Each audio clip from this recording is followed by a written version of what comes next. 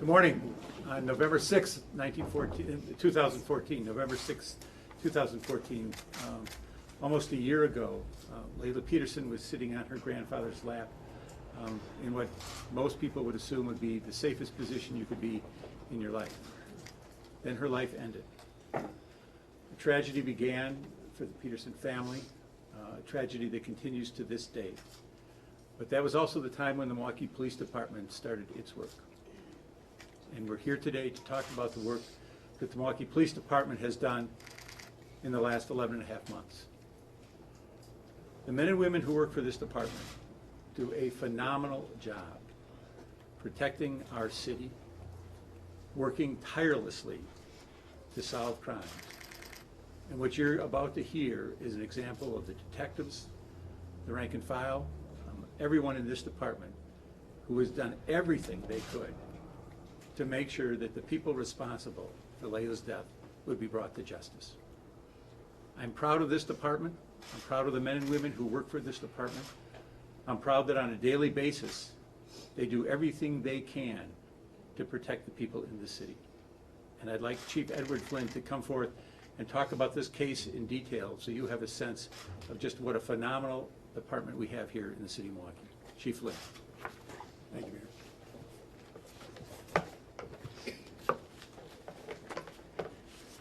Thank you very much, Mayor. We all remember where we were 11 months ago when Laylah Petersen was senselessly and brutally murdered in the presumed safety of her own home. This police department took it hard. The officers that were there took it hard. It was very difficult.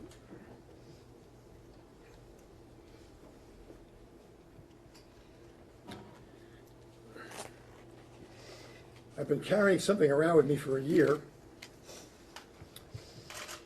and it's Laylah. And I'd like to think we could put her to rest now. Our Metro Division, our homicide detectives, have worked tirelessly on this case. Not a day has gone by that they have not worked every single avenue, followed up every piece of evidence, gone down dead ends, talked to people who had nothing to say or wouldn't cooperate. But they never gave up. They followed the witnesses. They followed the informants. They talked, they talked, they talked. They submitted evidence. They didn't stop. Well, information that we've received from many sources, as well as the investigation of the detectives themselves, has resulted in the arrests of 3 individuals in the death of Laylah Petersen. Paul Farr has been charged with 2 counts of harboring and aiding a felon. Carl Barrett and Arliss Gordon are each charged with first-degree reckless homicide. Farr and Barrett were arrested here in Milwaukee on October 14th. Gordon was arrested in Glenwood, Illinois on October 17th on unrelated charges. As you've no doubt read in the criminal complaint, these individuals were motivated by a tragic but also absurd chain of events. A homicide trial had occurred that very same day. An individual that one of the defendants considered a stepbrother had been murdered, and his alleged assailant was acquitted that day in a jury trial. As a result of that jury trial, that defendant made threats to associates of his and procured a firearm from yet another associate. And over the course of several hours, these individuals got a second firearm and decided to go shoot up the house of the girlfriend of the acquitted defendant. They went to the wrong house. 4 blocks from their intended target, 2 of these individuals, Barrett and Gordon, got out with their firearms and fired numerous shots into the house.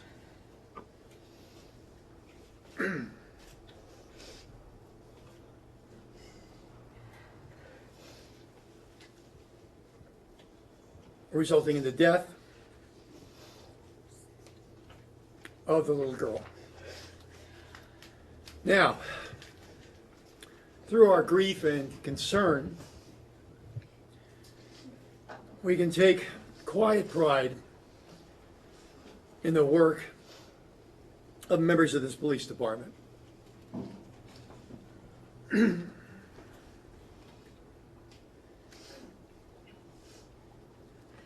I'll not soon forget the professionalism of the officers who are first responders and their sensitivity to the family, even as they processed a brutal and gruesome crime scene. And as this case was handed off to the detectives, it would ultimately become what's referred to as our cold case squad's job to follow this case to the very end. I'm joined today by Detective Eric Villarreal and Detective Rosemary Galindo to my left here, who did astounding and impressive work in securing the information necessary for this criminal complaint. We are not joined by Detective Kathy Spano, who also played a very important role in this case. Members of the 7th District here under the command of Captain Jatiki Jackson have exhibited calm, sensitive, and compassionate professionalism through every step of this investigation. And members of the ATF certainly worked hard with us to identify the firearms and trace the ballistics. This has been a difficult year for us, but nowhere near as difficult as it has been for the family. We are joined here today by Laylah's mom, Ashley Fogel, her grandma, Maggie Fogel, and her dad, R.J. Petersen, who I believe at this time would like to say a few words. R.J.?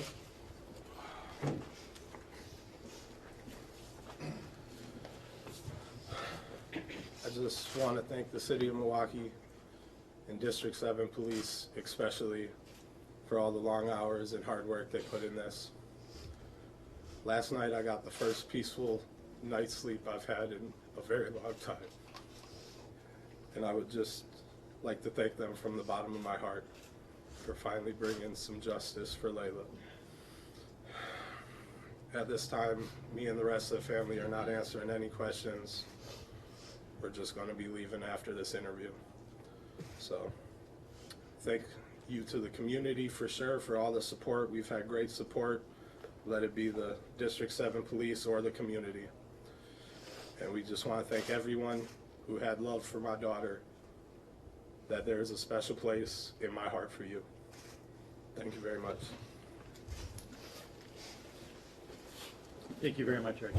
And to the family, again, the city grieves for your loss. We continue to grieve.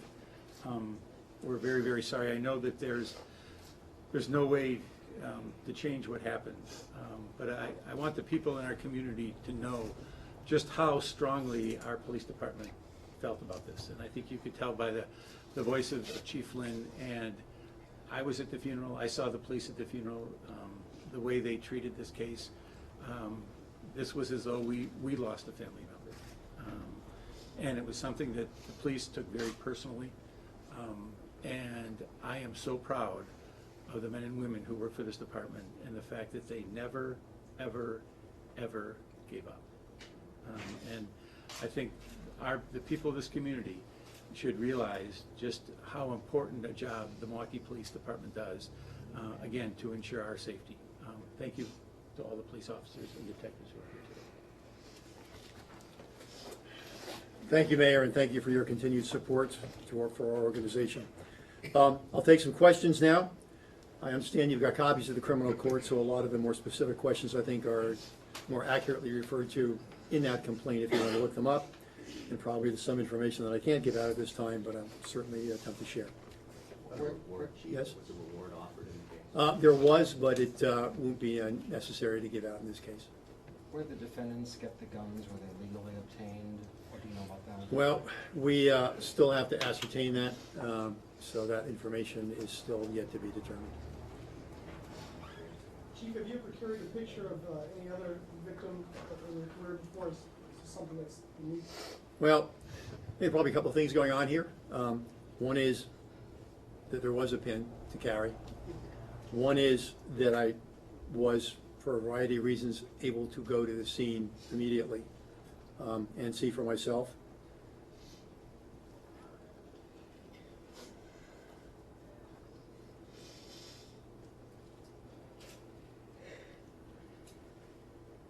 And what is I'm a grandpa of a 5-year-old. Okay.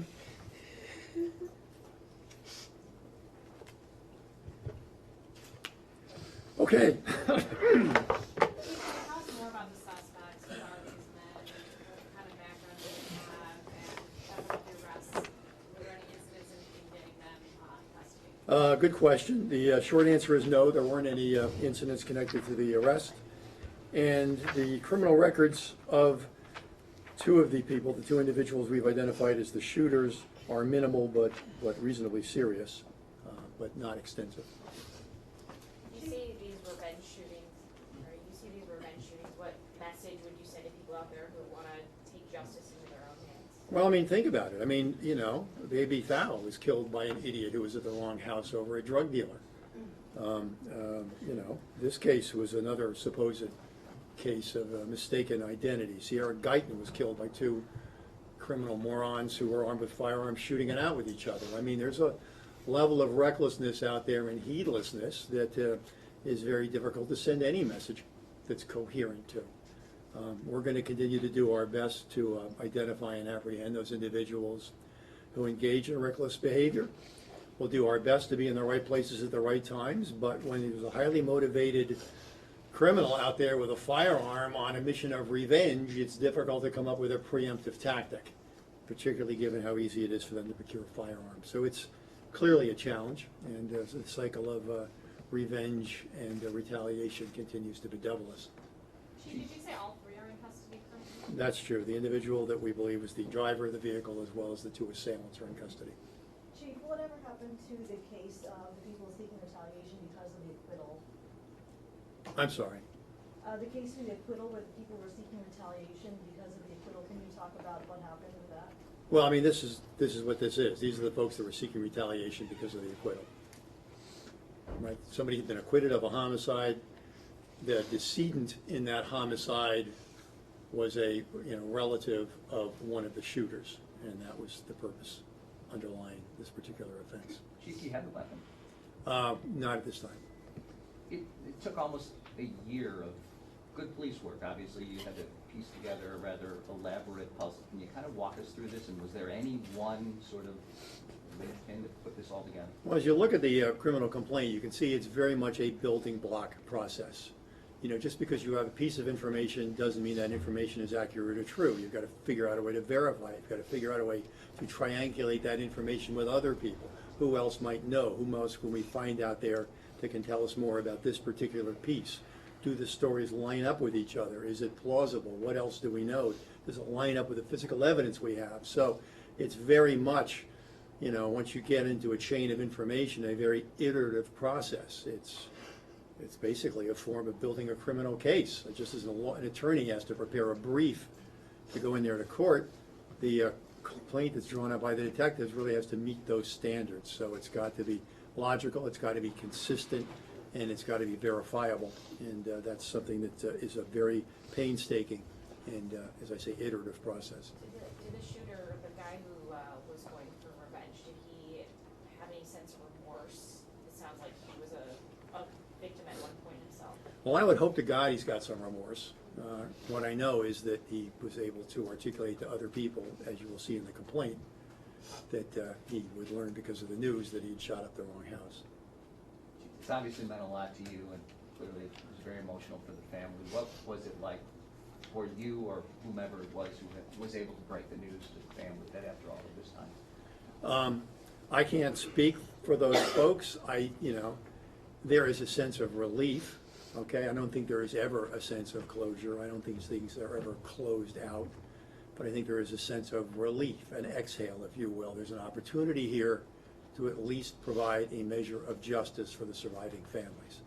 And I think that's certainly something that's motivated our detectives. It's certainly something that's motivated the police department.